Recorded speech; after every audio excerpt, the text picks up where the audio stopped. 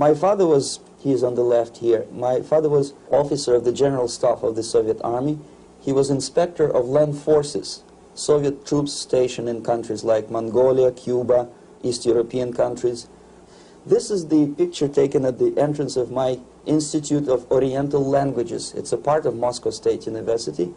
As every Soviet student, I was, quote-unquote, volunteering for harvesting grain in Kazakhstan. By the end of my training in school, I was recruited by the KGB. This picture was taken on that day, and you can see again how happy it feels to be recruited by the KGB. Pay special attention to number of bottles on the table. One of my functions was to keep foreign guests permanently intoxicated the moment they land at Moscow airport. In 1967, the KGB attached me to this magazine, Look magazine. A group of 12 people arrived to USSR from the United States to cover the 50th anniversary of October Socialist Revolution in my country. From the first page to the last page, it was a package of lies.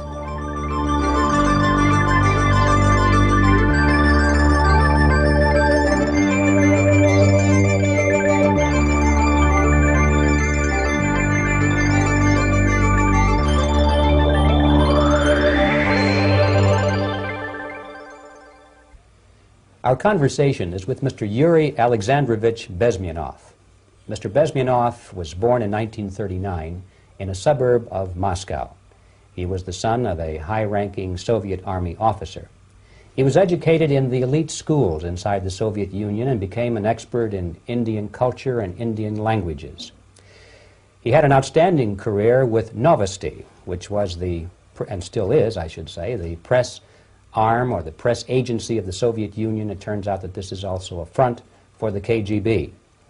One of his interesting assignments was to brainwash foreign diplomats when they visited Moscow. And he'll tell us a little bit about how they did this and how they planted information which eventually wound up in the press of the free world. He escaped to the West in 1970 after becoming totally disgusted with the Soviet system, and he did this at great risk to his life. He certainly is one of the world's outstanding experts on the subject of Soviet propaganda and disinformation and active measures. Mr. Bezmenov, I'd like to begin by having you tell us a little bit about some of your childhood memories. Well, the most vivid memory of my childhood was Second World War, or to be more precise, the end of the Second World War, when all of a sudden United States, from a friendly nation, which helped us to defeat Nazism, turned overnight into a deadly enemy.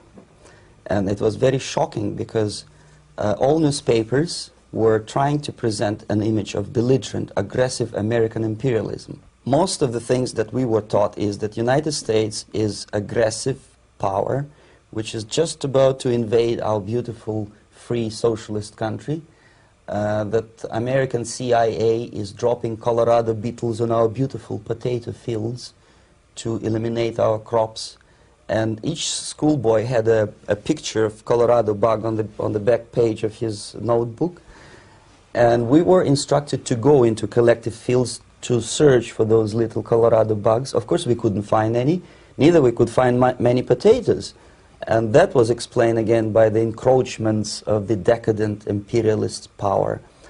The anti-American paranoia, hysteria in the Soviet propaganda was to such of such a higher degree that many less skeptical people or less stubborn would really believe that the United States is just about to invade our beautiful motherland, and some secretly hope that it will come true. That's interesting. Yes. Well, getting back to life inside the Soviet Union or inside communist countries in general, in this country, at the university level primarily, we read and hear that the Soviet system is different from ours, but not that different, and that there is a convergence developing between all of the systems of the world, and that really it doesn't make an awful lot of difference what system you live under, because you have corruption and dishonesty and tyranny and all that sort of thing. From your personal experience, what is the difference between life under communism and life in the United States?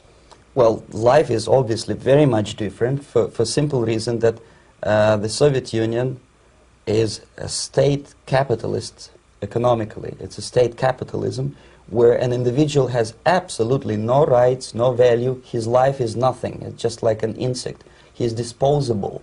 Whereby in the United States, even the worst criminal is treated as a human being. He has a fair trial, and some of them capitalize on their crimes. They publish their memoirs in their prisons and get handsomely paid by your crazy publishers. The differences, of course, in the daily life are very various, depending on whom we are talking about. In my own private life, I never suffered from communism simply because I was brought up in a family of high-ranking military officer. Most of the doors were open for me. Most of my expenses were paid by the government, and I never had any troubles with the authorities or with the police. So, in other words, I would say I enjoyed, or I had good reasons to enjoy, all the advantages of so-called socialist system. Mm-hmm. My main motivations to defect had nothing to do with affluence. It was mainly moral indignation, moral protest, rebellion against the inhuman methods of the Soviet system. Well, specifically, what did you object to? I objected, first of all, against oppression of my own dissidents and intellectuals. And that was the most disgusting thing that I witnessed as a young man, young student, who was brought up at a very troublesome period in our history, from Stalin to Khrushchev, from total tyranny and oppression to some kind of liberalization. Second, when I started working for the Soviet embassy in India, to my horror, I discovered that we are millions times more oppressive than any colonial or imperialist power in the history of mankind. That my country brings to India not freedom, progress, and friendship between the nations, but racism, exploitation, and slavery, and of course economical inefficiency to this country. Since I fell in love with India, I developed something which by KGB standards is extremely dangerous thing. It's called split loyalty, when an agent likes a country of assignment more than his own country. I literally fell in love with this beautiful country, a country of great contrasts, but also great humility, great tolerance, and philosophical and intellectual freedoms. My ancestors used to live in caves and eat raw meat when India was a highly civilized nation 6,000 years ago. So obviously the choice was not to the advantage of my own nation. I decided to defect and to entirely dissociate myself from that brutal regime. Mr. Bezmenov, we've read a lot about the concentration camps and the slave labor camps under the Stalin regime. Now the general impression in America is that those things are part of the past. Are they still going on today, or what is the status? Yes. There is no qualitative change in the Soviet concentration camp system. There are changes in numbers of prisoners. Again, this is unreliable Soviet statistics. We don't know how many political prisoners are there in the Soviet concentration camps. But we sure know from various sources that at each particular time there are close to 25 to 30 million of Soviet citizens who are virtually kept as slaves in forced labor camp system. The size of the population of a country like Canada is serving terms as prisoners.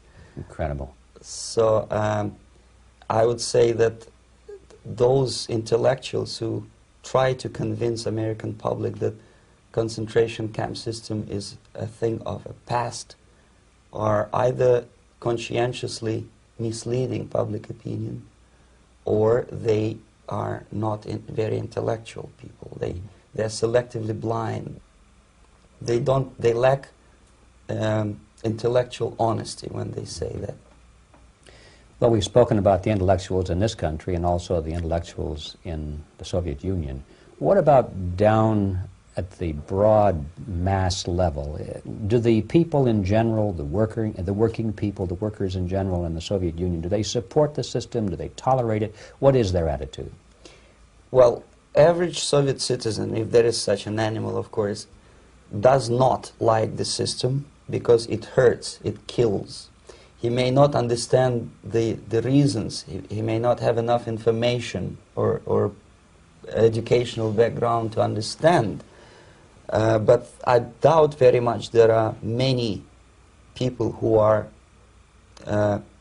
conscientiously supporting the Soviet system. There are not such people in USSR. Even those who have all the reasons to enjoy socialism, people like myself, who were a member of journalistic elite, they also hate system for different reasons, though. Not because they lack material affluence, but because they are unfree to think, they're in constant fear, duplicity, split personality. And this is the greatest tragedy for my nation. Well, what do you think are the chances of the people actually overcoming their system or replacing it? There is a great possibility that system will sooner or later be destroyed from within. There is a self-destructive mechanism built into any socialist or communist or fascist system, because there is lack of feedback, because the system does not rely upon loyalty of population. But until this Soviet junta is being supported by the Western so-called imperialists, that is, multinational companies, establishments, governments, and, let's face it, intellectuals, so-called academia in the United States is famous for supporting the Soviet system. As long as the Soviet junta will keep on receiving credits, money, technology, grain deals, and political recognition from all these traitors of democracy or freedom, there is no hope, there is not much hope for changes in my country, and the system will not collapse by itself simply because it's being nourished by so-called American imperialism. This is the greatest paradox in history of mankind, when capitalist world supports and actively nourishes its own destroyer, destructor. I think you're trying to tell us something in this country. Mm-hmm. I'm trying to tell you that it has to be stopped unless you want to end up in Gulag system and enjoy all the advantages of socialist equality, working for free, catching fleas on your body, sleeping on the planks of plywood in Alaska this time, I guess. Mm-hmm. That's where Americans will belong, unless they will wake up, of course, and force their government to stop aiding Soviet fascism. Mm-hmm. Well, you told us a moment ago why you left the system. I'd like to hear the details of how you did it. It must have been a very dangerous thing. It was not so dangerous, it was crazy. First of all, because defecting in India is virtually impossible, thanks to very strong pressure from the Soviet government. Excuse me, you were in India on assignment at that time? Yes, I was working for the Soviet embassy in New Delhi as a press officer. Mm-hmm. And defecting for a Soviet diplomat is next to impossible. It's a suicide, as I said, because a great friend Indira Gandhi pushed a law through parliament which says, and I quote, "No defector from any country has a right of political asylum in any embassy on the territory of Indian Republic," which is a masterpiece of hypocrisy. No other defector but the Soviet one needs a political asylum. So, knowing that perfectly well, I planned a craziest possible way to defect. I studied counterculture in India. There were thousands of young American boys and girls with no shoes, long hair, smoking hash and marijuana, studying sometimes Indian philosophy, sometimes simply pretending that they studied. And they greatly annoyed Indian police, and they were laughing stock of Indians because obviously they were good-for-nothing students. I studied carefully where they congregate, what routes they travel, what language they speak, what do they smoke. And one day I simply joined a group of hippies to avoid detection of Indian police. I was dressed as a typical hippie with blue jeans, long kameez shirts, with all kind of nice decorations like beads, long hairs, I bought a wig because for several weeks I had to turn myself from a conservative Soviet diplomat into a very progressive American hippie. And that was the only way that I could avoid detection. It was very interesting experience, but it was necessary because from my own knowledge as a member of Soviet embassy staff, I knew that there were many cases when Soviet defectors were betrayed by Indian police, and also some Western embassies played a very dirty role in betraying the Soviet defectors. According to our information, they were some, I wouldn't call them double agents, but simply amoral people working for this for the United States embassy, and confining in people like this would be a suicide. So I had to be extremely careful. I could not trust anyone, and that was the reason for such a crazy way to defect. Well, had you been caught in the act of trying to get out, what would have happened to you? Oh, most likely I would end up in concentration camp, or depending on the situation and on the whim of some bureaucrat in KGB, maybe even executed. This is normal practice, quietly, of course, not publicly. But that would be the end of my defection, of course. Well, when did you finally make it to the United States? In 1970, after about 6 months of debriefing in Athens by the CIA, and I presume FBI too, they let me go first to Germany, then to Canada. That was my decision. I had to change my identity to protect my family and my friends in USSR. And also I was a little bit paranoid, knowing that both Soviet KGB and probably some double agents within the American system may be after me. So I wanted to settle down as far away as possible. I requested CIA to give me some kind of new identity and just let me go on my own. And I settled in Canada. I was a student. I changed many professions, from farm help and laundry truck driver to language instructor and broadcaster for Canadian Broadcasting Corporations in Montreal. Well, have you had any threats on your life or any yes. unpleasant In about 5 years, KGB eventually discovered that I am working for Canadian Broadcasting. I made a very big mistake. I started working for overseas service of CBC, which is similar to Voice of America, in Russian language. And of course, monitoring service in USSR picked up every new voice.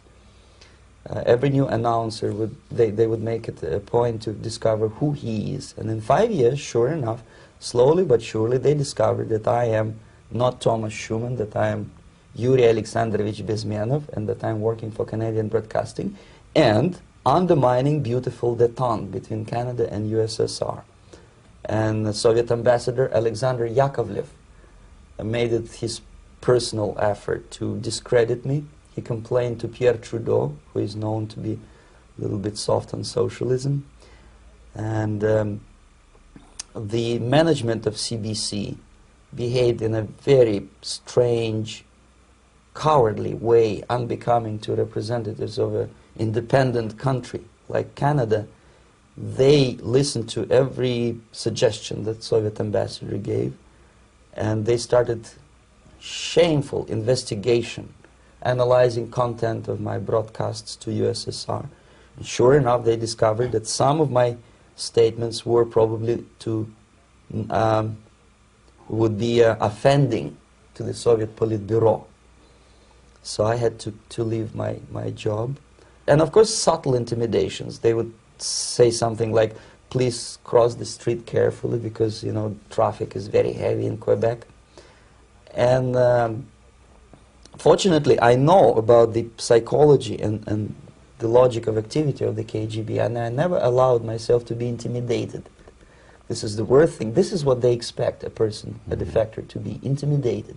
Once they spot that you are scared, they keep on developing that line, And then eventually you either have to give up entirely and work for them, or they neutralize you.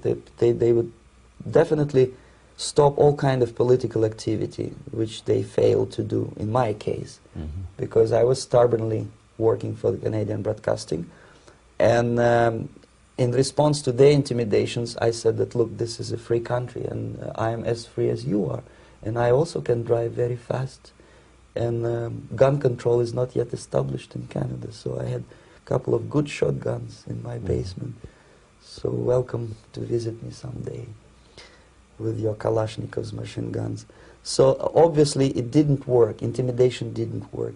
So they tried different approach, as I described. They approached on the highest level, on the level of Canadian bureaucracy. And at that level they were successful. On that level they were successful. On individual level they failed flat. Mr. Bezmenov has brought a series of slides with him that he has taken from the Soviet Union, and I think this is a good time to take a look at the slides. Yes. Now, the viewers will be able to see these slides as we talk about them. Yes, this is a collection of slides which are, some of them are snapshots from my family album, some of them are documents which I smuggled from the Soviet embassy, and some are reproductions from local mass media. I usually show them to establish my credibility as a defector. This is a picture of my native town, Mytishi, about 20 miles north from Moscow. Characteristically, there's a statue of Comrade Lenin in the central square. This is myself at the age of 7, again, characteristically, under the statue of Comrade Stalin, extending his friendly hand to peoples of the world. At that age, of course, I was still idealistically minded young communist, and I still believe that sooner or later things will go for better. But I realized that the system stinks, that something is fishy, and that ideology is fake, and the propaganda about advanced Soviet agriculture simply didn't meet the criteria of reality.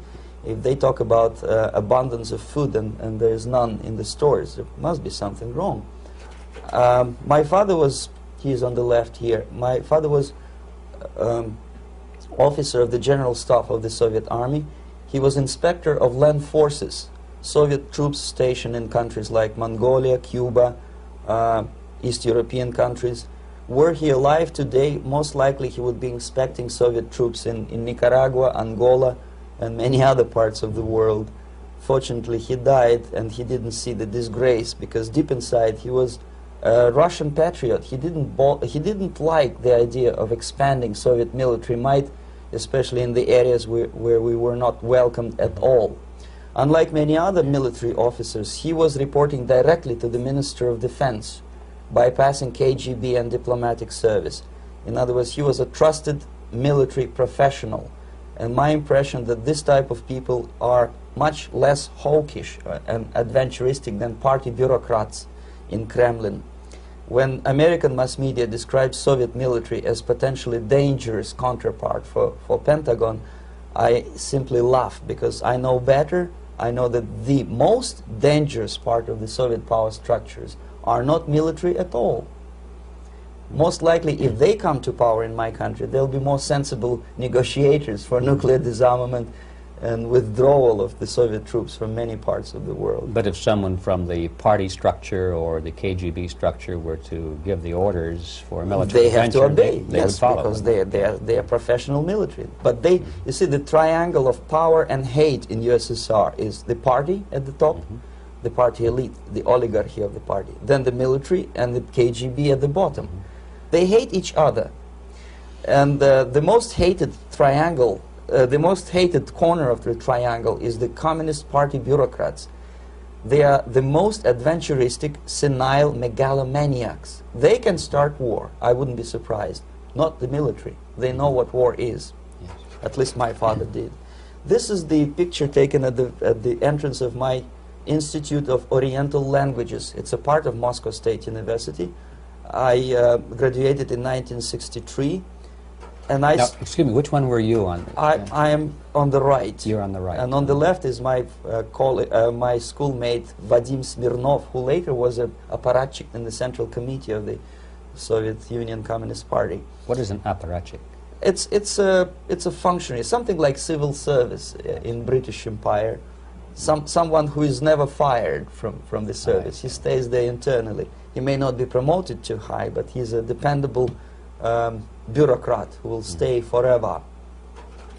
I studied not only languages, but also history, literature, even music. I'm on this picture, I'm trying to learn how to play Indian musical instrument.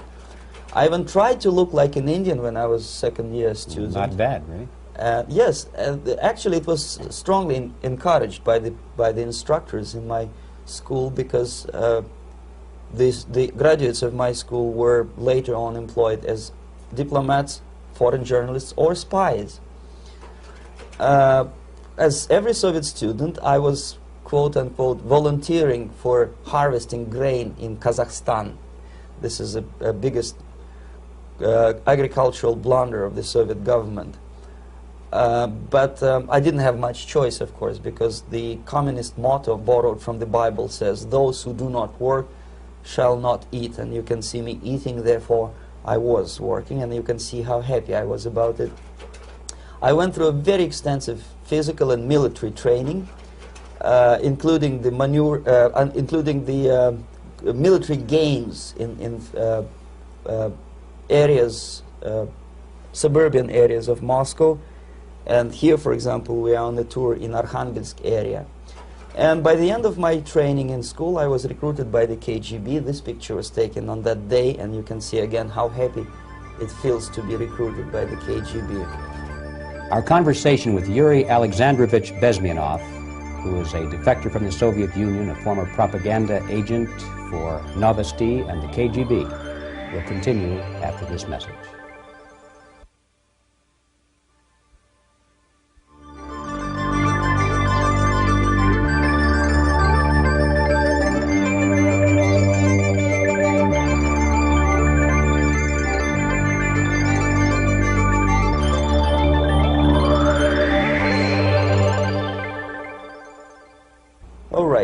As every student in USSR, I went through very extensive physical and military training and civil defense training too. Unlike in the United States, where civil defense is virtually non-existent, zero. In USSR, every student, whatever his major subject, has to go through very extensive 4-year military and civil defense training. You can see me here with a group of students during one of the war games near Moscow. The main idea, of course, is to prepare a huge reserve army of the USSR. Each student has to graduate as a junior lieutenant. In my case, it was administrative and military intelligence service.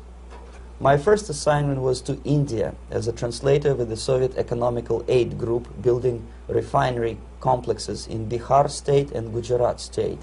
At that time, I was still naively, idealistically believing that what I was doing contributes to the understanding and cooperation between the nations.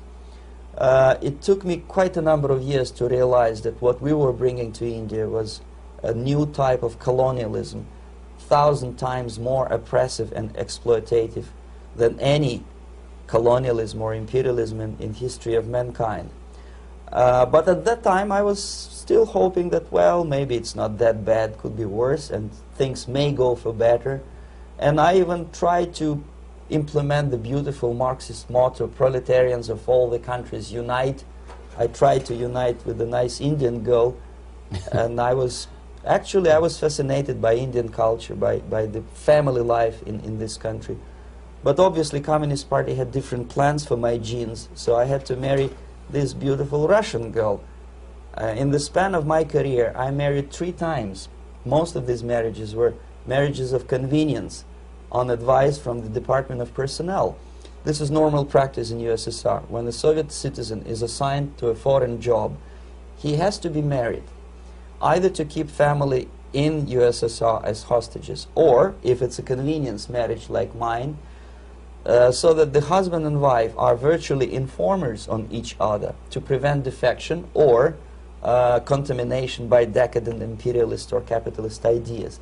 In my case, I hated that girl so much that the moment I landed in Moscow, we were divorced, and I married later, second time. By the end of my first assignment in India, I was promoted to the position of public relation officer. You can see me here translating a speech by a Soviet boss. And you're on the right. I'm on the right here, yes. And it was, the occasion was commissioning of the refinery complex in Bihar, Barauni. Back in Moscow, I was immediately recruited by Novosti Press Agency, which is a propaganda and ideological subversion front for the KGB. 75% of the members of the Novosti are commissioned officers of the KGB. The other 25 are, like myself, co-opted agents who are assigned to specific operations. In this particular case, you can see me talking to students of Lumumba Friendship University in Moscow. This is a huge school under the direct control of the KGB and Central Committee, where future leaders of the so-called national liberation movements are being educated and selected carefully. And some of them have absolutely, this, for example, is a group of students from Lumumba. They don't look like students at all. They look more like military, and that's exactly what they were. They were dispatched back to their countries to be leaders of the so-called national liberation movements, or to be translated into normal human language, leaders of international terrorist groups. Another area of activity when I was working for the Novosti was to accompany groups of so-called progressive intellectuals, writers, journalists, publishers, teachers, professors of colleges. You can see me here in Kremlin. I'm second on the left, with a group of Pakistani and Indian intellectuals. Most of them pretended they don't understand that we are actually working on behalf of the Soviet government and the KGB. They pretended that they are actually being guests, VIP intellectuals, that they are treated according to their merits and their intellectual abilities. For us, they were just a bunch of political prostitutes to be taken advantage for various propaganda operations. Therefore, you can see perfectly well the senior colleague of mine on the left doesn't really have that much respect on his face, and myself with a very skeptical smile, typical KGB sarcastic smile, anticipating another victim of ideological brainwashing. This is how a typical conference in Novosti headquarters in Moscow looked like. Sitting in the middle is Boris Burkov, the then director of Novosti Press Agency, high-ranking party bureaucrat in the Department of Propaganda. I am standing next to a famous Indian poet, Sumitranandan Pant. He was famous because he was an author. He was the author of a famous poem titled Rhapsody to Lenin. That's why he was invited to USSR, and everything was paid by the Soviet government. Pay special attention to number of bottles on the table. This is one of the ways to kill the awareness or curiosity of foreign journalists. One of my functions was to keep foreign guests permanently intoxicated the moment they land at Moscow airport. I had to take them to the VIP lounge and toast to friendship and understanding between the nations of the world. Glass of vodka, then a second glass of vodka. And in no time, my guests would be feeling very happy. They would see everything in kind of pink, nice color. And that's the way I had to keep them permanently for the next 15 or 20 days. At a certain point in time, I had to withdraw alcohol from them so that some of them, who are the most recruitable, would feel a little bit shaky, guilty, trying to remember what they were talking last night. That's the time to approach them with all kind of nonsense, such as joint communique or statement for Soviet propaganda. That's the time they are the most flexible. And of course, what they didn't understand, they didn't realize or pretended not to realize, that myself, who was drinking together with them, was not drinking at all. I had ways to get rid of alcohol through various techniques, including special pills which were given to me by my colleagues. But they were taking it seriously. In other words, they would consume quite large volumes of alcohol and feel quite uneasy next morning. In 1967, the KGB attached me to this magazine, Look magazine. A group of 12 people arrived to USSR from United States to cover the 50th anniversary of October Socialist Revolution in my country. From the first page to the last page, it was a package of lies, propaganda cliché, which were presented to American readers as opinions and deductions of American journalists. Nothing could be far from truth. These were not opinions. They were not opinions at all. They were the clichés which the Soviet propaganda wants American public to think that they think. If it does make any sense at all. It sure does, because from the viewpoint of the Soviet propaganda, although there are some subtle criticism of the Soviet system, the basic message is that Russia today is a nice, functioning, efficient system supported by majority of population. That's the biggest lie. And of course, American intellectuals and journalists from Look magazine elaborated on that untruth in various different ways. They intellectualized that lie. They found all kinds of justifications for telling lies to American public. Excuse me, it was partly your job to make sure that they got these ideas, yes, and accepted them as their own ideas. Right. Actually, even before they arrived to USSR, and they paid astronomical sum of money for that visit, they were submitted, this Novosti Press Agency developed so-called backgrounders, 20-25 pages of information and opinions which were presented to the journalists even before they bought their tickets to Moscow. They had to analyze the situation, and judging on their reaction to that backgrounder, the local Novosti representative or local Soviet diplomat in Washington, D.C. would assess whether they be given visa to USSR or not. So but they were selected ahead of time. Oh yes, they were pre-selected very carefully, and there is not much chance for honest journalists to arrive to USSR and to stay there for 1 year and to bring this package of lies back home. This, for example, is a centerfold of the Look magazine. They presented this monument erected by Communist Party in Stalingrad as the symbol, personification of Russian military might. And they said in the article, which is published on the site, that Soviets are very proud of the victory in the Second World War. This is another big myth, a lie. No sensible people would be proud to lose 20 millions of their countrymen in a war which was started by Genoese Hitler and Comrade Stalin and paid by American multinationals. Most of the Soviet citizens look at this type of monuments with disgust and sorrow, because every family lost father, brother, sister, or child in the Second World War. Yet American journalists who were trying to appease, to please their hosts, presented this picture on the centerfold as the symbol and personification of Soviet national, they call it Russian national spirit. And it was greatest misconception and a very tragic misunderstanding. Of course, Look magazine was not distributed in USSR. The main audience was in United States. But I presume that many Americans, millions of Americans who were reading Look magazine at that time, had absolutely wrong idea about the sentiments of my nation, about what the Soviets are proud of and what they hate.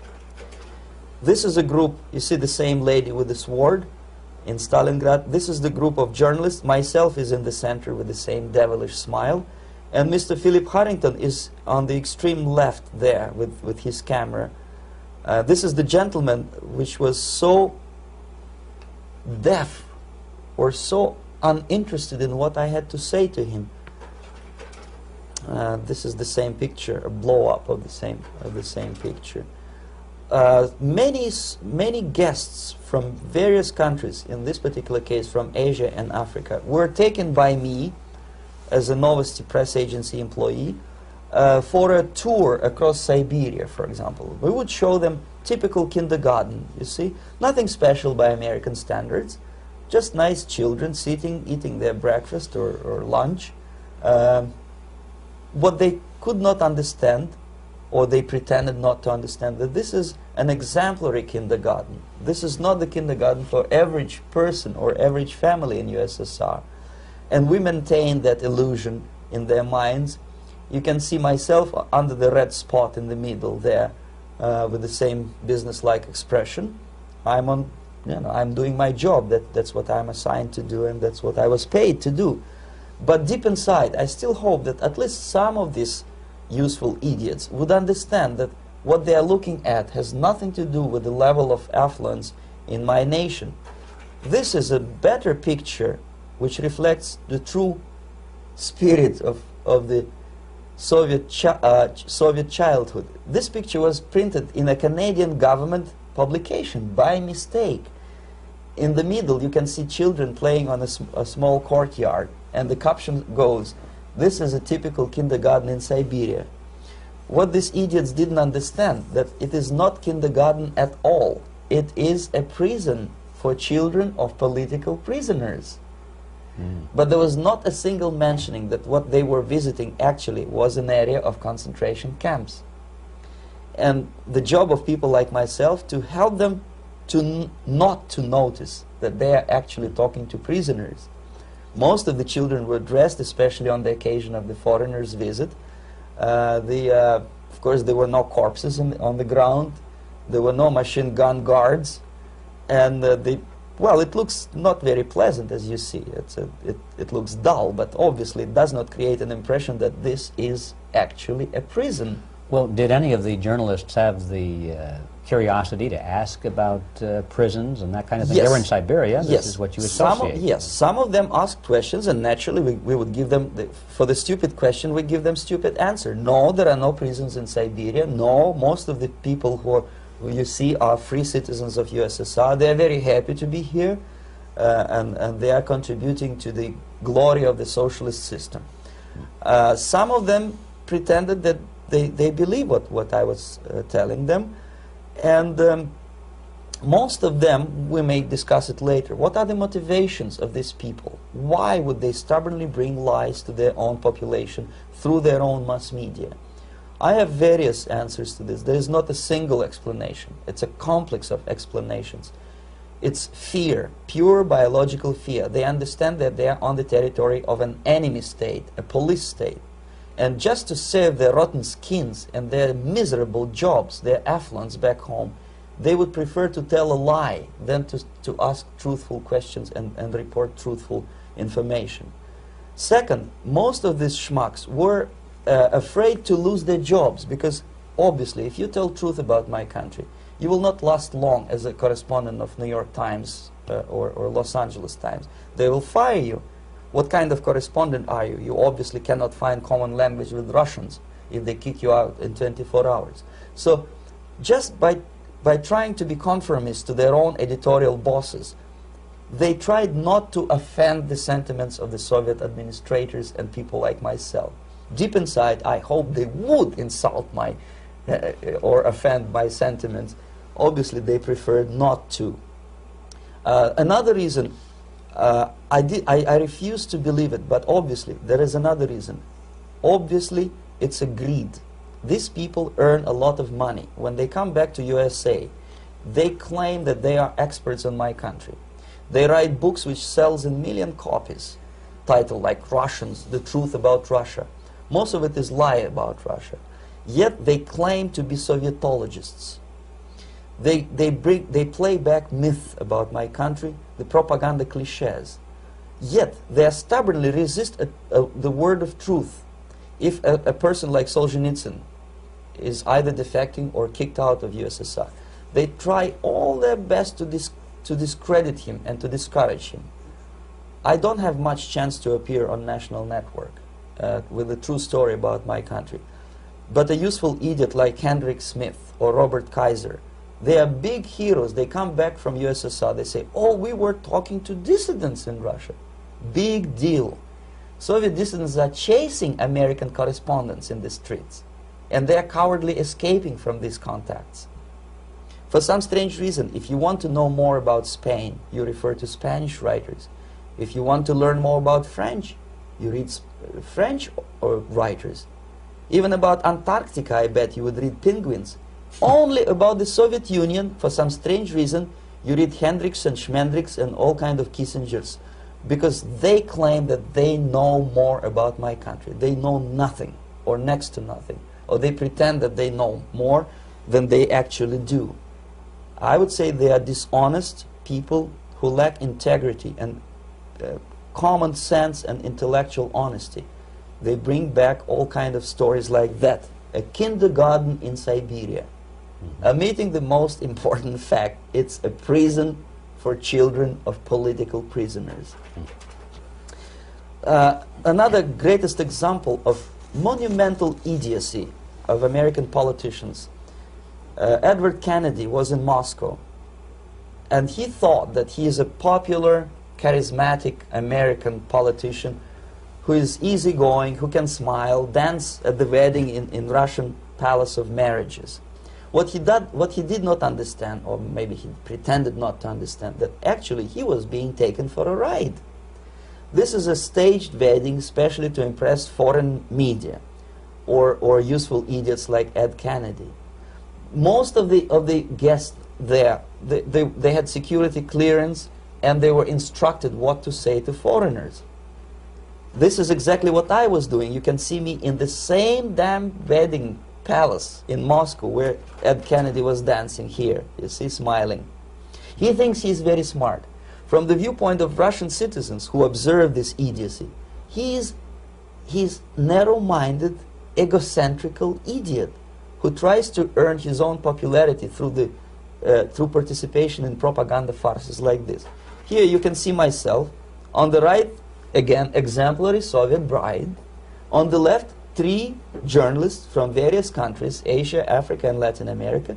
Obviously, they enjoying the situation. They will go back home and write the reports. We were present on a regular Soviet wedding. They were not present on a regular Soviet wedding. They were present, they were parts of a farce, of a circus performance. Another thing which I had to, sometimes risking my life, to explain to foreigners.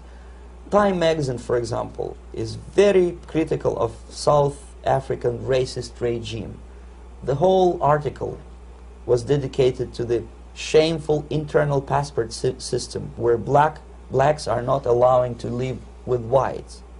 For some strange reason, for the last 14 years since my defection, nobody wanted to pay attention to my passport.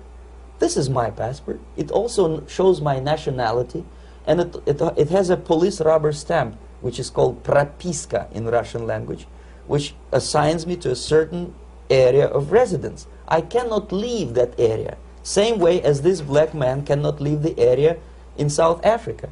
Yet we call South African government racist regime. Not a single Jane Schmonda or Fonda is brave enough, courageous enough to come to media and say, look, this is what happens in USSR. I send a copy of my passport to many American liberals and civil rights defenders and all the other useful idiots. They never bothered to answer me back. This shows what kind of integrity, what kind of honesty these people are. They're a bunch of hypocrites because they don't want to recognize a good example of racism in my country. This is the first stage of befriending a professor. You can see myself on the left with the same James Bond smile. On the right is my KGB supervisor, Comrade Leonid Mitrokhin, and in the middle a professor of political science in Delhi University. The next stage would be to invite him to a gathering of Indo-Soviet Friendship Society. There he is sitting next to his wife before he is being sent to USSR for free trip. Everything is paid by the Soviet government. He was made to believe that he is invited to USSR because he is a talented, sober-thinking intellectual. Absolutely false. He is invited because he is a useful idiot, because he would agree and subscribe to most of the Soviet propaganda cliché. And when he is coming back to his own country, he is going for years and years to teach the beauties of Soviet socialism to newer and newer generations of his students, thus promoting the Soviet propaganda line. The KGB was even curious about this gentleman. It may look innocent. Maharishi Mahesh Yogi, a great spiritual leader, or maybe a great charlatan and crook, depending on from which side you are looking at him. Beatles were trained at his ashram in Hardwar in India how to meditate. Mia Farrow and other useful idiots from Hollywood visited his school, and they returned back to United States absolutely zonked out of their minds with marijuana, hashish, and crazy ideas of meditation. To meditate, in other words, to isolate oneself from the current social and political issues of your own country. To get into your own bubble, to forget about troubles of the world. Obviously, KGB was very fascinated with such a beautiful school, such a brainwashing center for stupid Americans. I was dispatched by the KGB to check what kind of VIP Americans attend this school. That's you on the left. Yes, I'm on the left. I was trying to get enrolled in that school. Unfortunately, the Maharishi Mahesh Yogi asked too much. He wanted $500 American for enrollment. But my function was not actually to get enrolled in the school. My function was to discover what kind of people from United States attend this school. And we discovered that, yes, there are some influential members of family, public opinion makers of United States, who come back with the crazy stories about Indian philosophy. Indians themselves look upon them as idiots, useful idiots. To say nothing about KGB, who looked at them as extremely naive, misguided people. Obviously, a VIP, say a wife of a congressman, or a prominent Hollywood personality, after being trained in that school, is much more instrumental in the hands of manipulators of public opinion and KGB than a normal person who understands, who looks through this type of fake religious training. Why would they be more susceptible to manipulation? I just mentioned that because, you see, a person who is too much involved in introspective meditation. You see, if you carefully look what Maharishi Mahesh Yogi is teaching to Americans, is that most of the problems, most of the burning issues of today can be solved simply by meditating. Don't rock the boat. Don't get involved. Just sit down, look at your navel, and meditate. And the things, due to some strange logic, due to cosmic vibration, will settle down by themselves. This is exactly what the KGB and Marxist-Leninist propaganda wants from Americans, to distract their opinion, attention, and mental energy from real issues of the United States into a non-issues, into a non-world, non-existent harmony. Obviously, it's more beneficial for the Soviet aggressors to have a bunch of duped Americans than Americans who are self-conscious, healthy, physically fit, and alert to the reality. Maharishi Mahesh Yogi obviously is not on the payroll of the KGB. But whether he knows it or not, he contributes greatly to demoralization of American society. And he's not the only one. There are hundreds of those gurus who come to your country to capitalize on naivete and stupidity of Americans. It's a fashion. It's a fashion to meditate. It's a fashion not to be involved. So obviously, you can see that if KGB were that curious, if they paid my trip to Hardwar, if they assigned me to that strange job, obviously they were very much fascinated. They were convinced that that type of brainwashing is very efficient and instrumental in demoralization of the United States. Our conversation with Yuri Alexandrovich Bezmenov, who is a defector from the Soviet Union, a former propaganda agent for Novosti and the KGB, will continue after this message.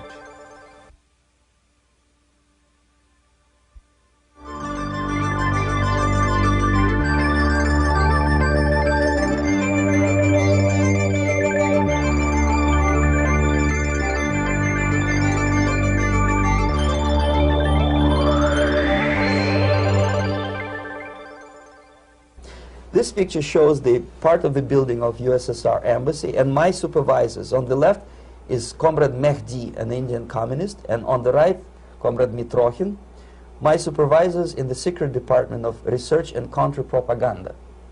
It has nothing to do with either research or counter-propaganda. Most of the activity of that department was to compile huge volume of information on individuals who were instrumental in creating public opinion. Publishers, editors, journalists, actors, educationalists, professors of political science, members of parliament, representatives of business circles. Most of these people were divided roughly into groups. Those who would toe the Soviet foreign policy, they would be promoted to the positions of power through media and public opinion manipulation. Those who refused the Soviet influence in their own country would be character assassinated or executed physically come revolution. Same way as in the small town of Hue in South Vietnam, several thousands of Vietnamese were executed in one night when the city was captured by Viet Cong for only 2 days. And American CIA could never figure out how could possibly communists know each individual, where he lives, where to get him, and would be arrested in one night, basically in some 4 hours before dawn, put on a van, taken out of the city limits and shot. The answer is very simple. Long before communists occupied the city, there was extensive network of informers, local Vietnamese citizens, who knew absolutely everything about people who are instrumental in public opinion, including barbers and taxi drivers. Everyone who was sympathetic to the United States was executed. Same thing was done under the guidance of the Soviet embassy in Hanoi, and same thing I was doing in New Delhi. To my horror, I discovered that in the files where people were doomed to execution, there were names of pro-Soviet journalists with whom I was personally friendly. Pro-Soviet? Yes. They were idealistically minded leftists who made several visits to USSR, and yet the KGB decided that come revolution or drastic changes in political structure of India, they will have to go. Why is that? Because they know too much. Simply because, you see, the useful idiots, the leftists who are idealistically believing in the beauty of Soviet socialist or communist or whatever system, when they get disillusioned, they become the worst enemies. That's why my KGB instructors specifically made a point, never bother with leftists. Forget about these political prostitutes. Aim higher. This was my instruction. Try to get into large circulation, established conservative media. Reach, filthy rich movie makers, intellectuals, so-called academic circles. Cynical, egocentric people who can look into your eyes with angelic expression and tell you a lie. These are the most recruitable people, people who lack moral principles, who are either too greedy or too suffer from self-importance. They feel that they matter a lot. These are the people who KGB wanted very much to recruit. But to eliminate the others, to execute the others, don't they serve some purpose? Wouldn't they be the ones they rely on? They serve purpose only at the stage of destabilization of a nation. For example, your leftists in United States, all these professors and all these beautiful civil rights defenders, they are instrumental in the process of the subversion only to destabilize the nation. When their job is completed, they are not needed anymore. They know too much. Some of them, when they get disillusioned, when they see that Marxist-Leninists come to power, obviously they get offended. They think that they will come to power. That will never happen, of course. They will be lined up against the wall and shot. But they may turn into the most bitter enemies of Marxist-Leninists when they come to power. And that's what happened in Nicaragua. You remember most of these former Marxist-Leninists were either put to prison or one of them split, and now he's working against Sandinistas. It happened in Grenada when Maurice Bishop was already a Marxist. He was executed by a new Marxist who was more Marxist than this Marxist. Same happened in Afghanistan when first there was Taraki, he was killed by Amin, then Amin was killed by Babrak Karmal with the help of KGB. Same happened in Bangladesh when Mujibur Rahman, very pro-Soviet leftist, was assassinated by his own Marxist-Leninist military comrades. It's the same pattern everywhere. The moment they serve their purpose, all the useful idiots are either be executed entirely, all the idealistically minded Marxists, or exiled, or put in prisons, like in Cuba. Many former Marxists are in Cuba, in prison. So most of the Indians who were cooperating with the Soviets, especially with our Department of Information of the USSR Embassy, were listed for execution. And when I discovered that fact, of course I was sick. I was mentally and physically sick. I thought that I'm going to explode one day during the briefing at the ambassador's office. I would stand up and say something that we are basically a bunch of murderers. That's what we are.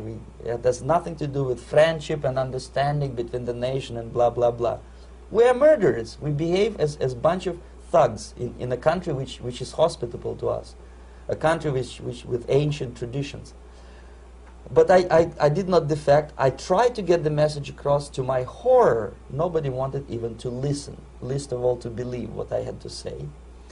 And I tried all kinds of tricks. I would leak information through letters or lost documents or something like that. And still I got no message. The message was not published, even in the conservative mass media of India. The immediate impulse to defect was Bangladesh crisis, which was described by American correspondents as Islamic grassroots revolution, which is absolute baloney. There was nothing to do with Islam, and there was no grassroots revolution. Actually, there are no grassroots revolutions, period. Any revolution is a byproduct of a highly organized group of conscientious and professional organizers, but has nothing to do with grassroots. In Bangladesh, it was nothing with grassroots. Most of the Awami League party members, Awami League means People's Party, were trained in Moscow in the High Party School. Most of the Mukti Fauj leaders, Mukti Fauj in Bengali means People's Army, same as SWAPO and all kind of liberation armies all over the world, the same bunch of useful idiots. They were trained at Lumumba University and various centers of the KGB in Simferopol, in Crimea, and in Tashkent. So when I saw that Indian territory is being used as a jumping board to destroy East Pakistan, I saw myself thousands of so-called students traveling through India to East Pakistan, through the territory of India, and Indian government pretended not to see what's going on. They knew perfectly well, the Indian police knew it, the intelligence department of the Indian government knew it, the KGB of course knew it, and the CIA knew it. That was most infuriating, because when I defected and I explained to the CIA debriefers they should watch out because East Pakistan is going to erupt any moment, they said I was reading too many James Bond novels. Anyway, so East Pakistan was doomed. One of my colleagues in the Soviet consulate in Calcutta, when he was dead drunk, he ventured into the basement to relieve himself, and he found big boxes which said printed matter to Dhaka University. Dhaka is the capital of East Pakistan. And since he was drunk and curious, he opened one of the boxes and he discovered not printed matter. He discovered Kalashnikov guns and ammunition in there. Anyway, it's a long story. When I saw the preparations for the invasion into East Pakistan, obviously I wanted to defect immediately. The only thing I couldn't at that time make up my mind when and where and how. One of the reasons, of course, you see, I was in love with India. I mentioned it before. I spoke the languages. I socialized with people. And I understood that I had to act fast unless I want this beautiful country to be permanently and irreparably damaged by our presence. One of the reasons not to defect was, as you can see, I was living in relative affluence. Who the hell in a normal mind would defect and do what? To be abused by your media, to be called McCarthyist and fascist and paranoid, or to drive a taxi in New York City? What for? What the hell for should I defect? To be abused by Americans, to be insulted in exchange for my effort to bring the truthful information about impending danger of subversion. As you can see, I was living in quite a comfortable conditions next to swimming pool, where Indians were not allowed, by the way. I was highly paid expert in propaganda. I had my family. I was respected by my nation. My career was cloudless. The third reason, how to defect with the family. To defect with the baby and the wife would be virtual suicide, because according to law, that hypocritical law which I quoted before, the Indian police will have to hand me over back to the KGB, and that will be the end of my defection and probably my life. Again, I cannot smuggle my wife because she was not quite sure what I was doing. She was not that idealistically involved, and she was definitely not in the total picture of what I was doing for the KGB. She would be shocked if I you know, put her in my van and drive her to the American embassy or elsewhere. That would be a greatest danger. So again, I had to defect in such a way that my defection would look as simple disappearance. And there were many cases like that when the Soviet agents simply disappeared, either killed in action or, thanks to their curiosity and their close contacts with radicals, some of them were killed by the Marxists, by the way. It happened in many African countries when the Soviet KGB were killed by Africans themselves.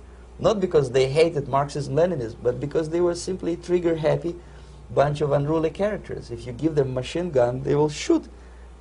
And some of the Soviets obviously were not careful enough to protect themselves, and they got into embarrassing situations when they were shot at the crossfire between factions of so-called liberation movements.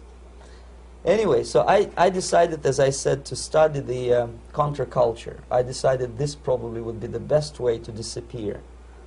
I socialized with characters like this. On the left, you see, he's a barefoot American hippie. It took me quite a long time to study exactly what they were doing and how to mix with them.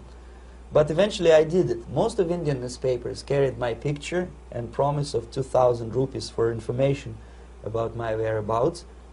But they were looking for the wrong person, because they obviously tried to stop a young Soviet diplomat in white shirt and tie, and this is how I looked at the time of defection. Nobody could possibly think that a Soviet diplomat would be as crazy as to join a bunch of hippies. That's you. Yes, travel India and smoke hash. So I made it literally almost like a Hollywood-style detective story. From under the nose of the KGB in Bombay airport, I landed the plane and I flew to Greece, where I was debriefed by the CIA.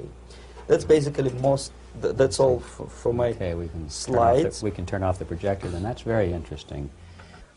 Well, you spoke several times before about ideological subversion. That is a phrase that I'm afraid some Americans don't fully understand. When the Soviets use the phrase ideological subversion, what do they mean by it? Ideological subversion is the process which is legitimate, overt, and open. You can see it with your own eyes. All you have to do, all American mass media has to do, is to unplug their bananas from their ears, open up their eyes, and they can see it. There is no mystery. There is nothing to do with espionage. I know that espionage intelligence gathering looks more romantic.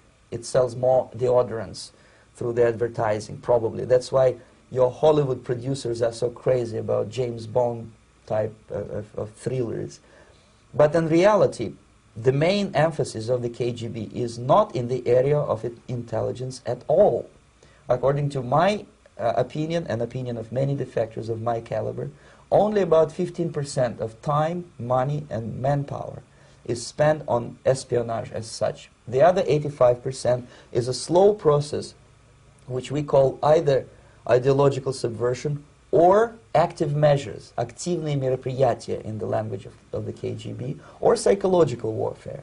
What it basically means is to change the perception of reality of every American to such an extent that despite of the abundance of information, no one is able to come to sensible conclusions in the interests of defending themselves, their families, their community, and their country.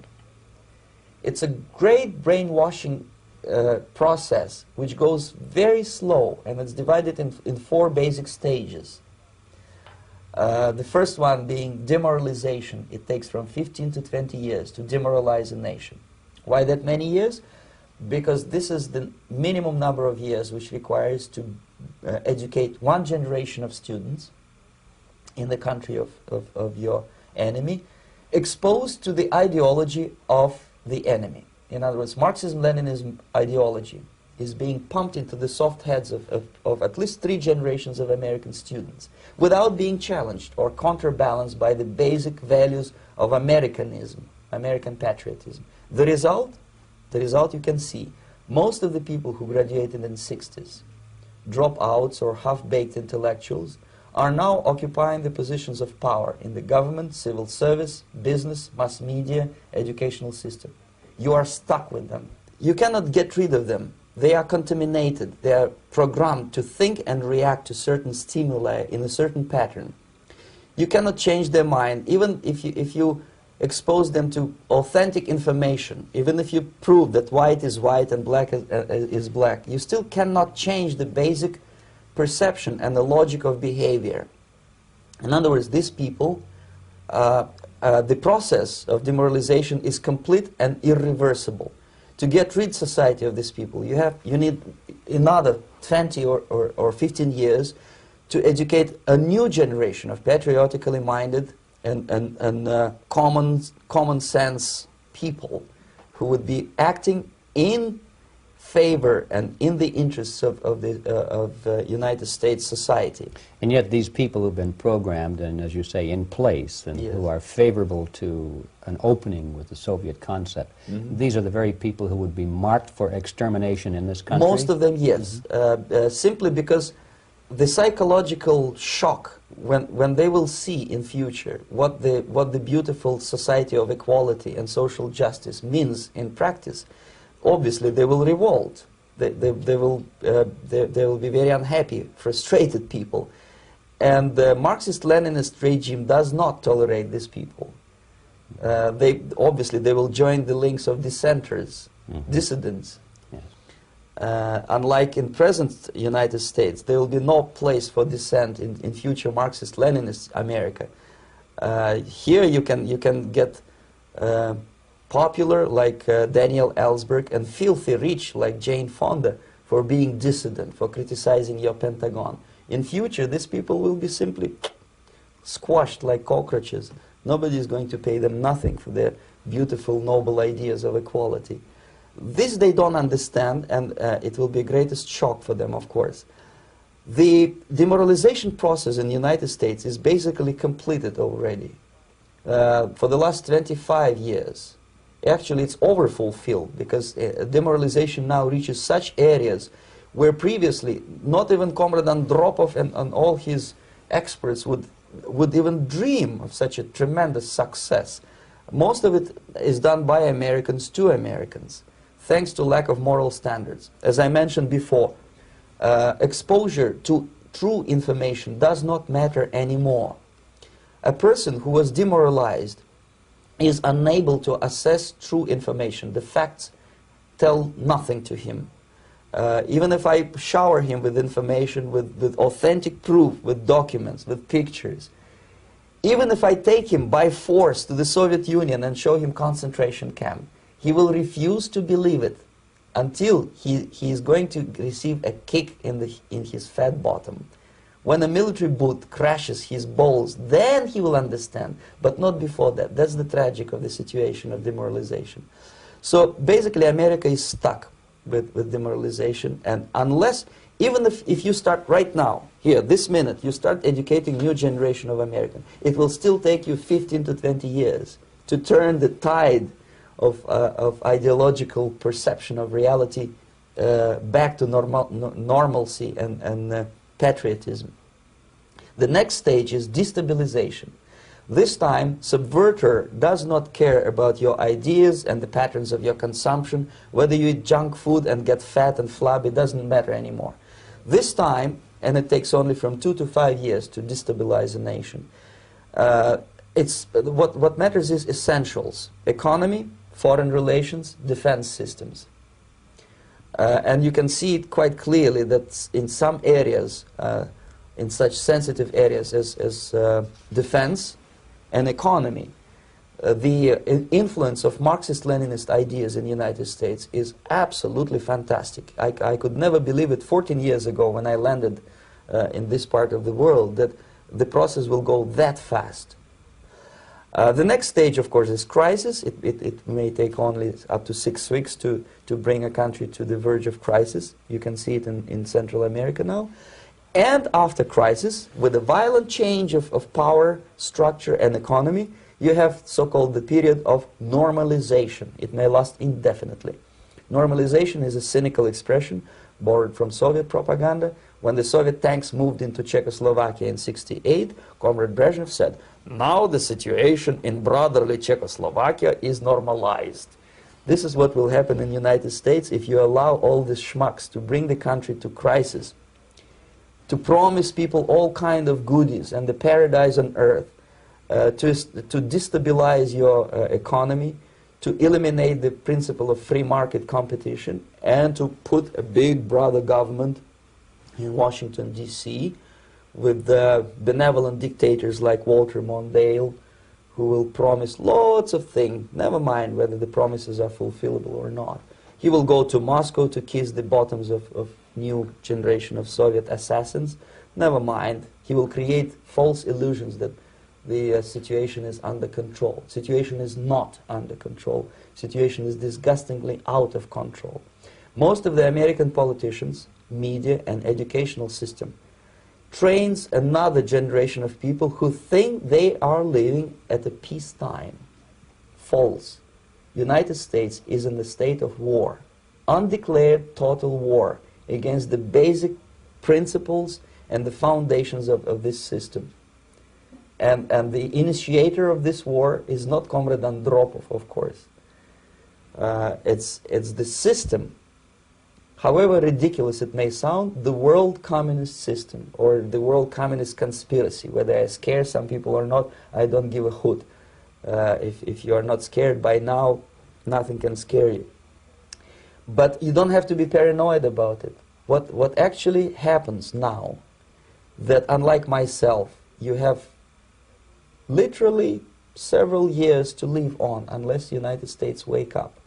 The time bomb is ticking. With every second, the disaster is coming closer and closer. Unlike myself, you will have nowhere to defect to, unless you want to live in Antarctica with penguins. This is it. This is the last country of freedom and possibility. Okay, so what do we do? What is your recommendation to the American people? Well,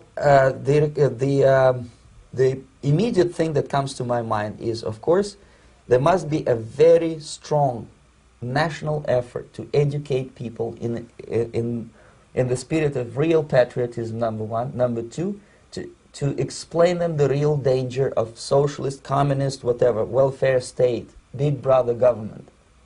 If people will fail to grasp the impending danger of that development, nothing ever can help United States. You may kiss goodbye to your freedom, including freedoms to homosexuals, to prison inmate. All this freedom will vanish, evaporate in 5 seconds, including your precious lives.